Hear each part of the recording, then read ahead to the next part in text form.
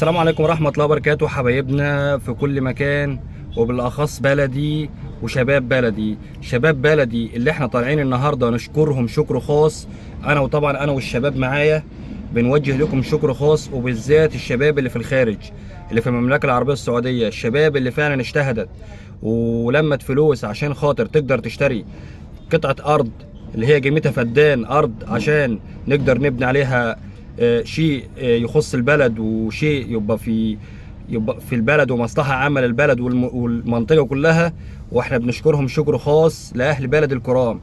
طبعا معانا الأستاذ محمد عايز يوجه برضو شكر خاص برضو لكل الشباب اللي في السعودية، وكل الشباب اللي ساهم ان هو يدفع فلوس عشان خاطر نقدر نشتري الأرض ديت، ولهم شكر خاص مننا كلنا.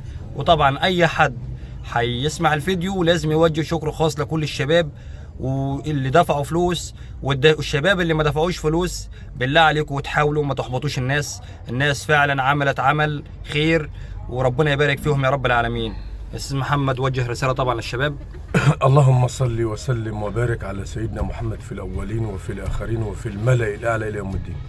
أولا النبي صلى الله عليه وسلم يقول: من سن في الإسلام سنة حسنة فله أجرها وأجر من عمل بها إلى يوم الدين.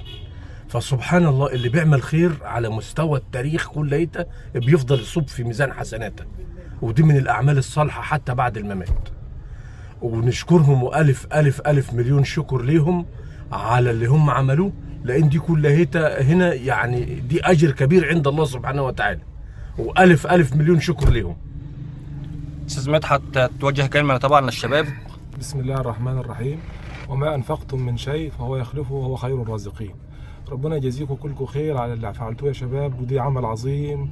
كل الأجيال أولادكم إن شاء الله وأحفادكم في المستقبل هيذكروكم بالخير، لأن ده إنجاز مش حصل من 50 سنة فاتت. وألف ألف شكر ليكم على اللي عملتوه يا رب. طيب زي ما احنا شايفين كده يا شباب، احنا بالله العظيم انا كان عندي مواضيع تانية اتكلم فيها، بس والله بالاخص الموضوع ده اللي فرحنا كلنا.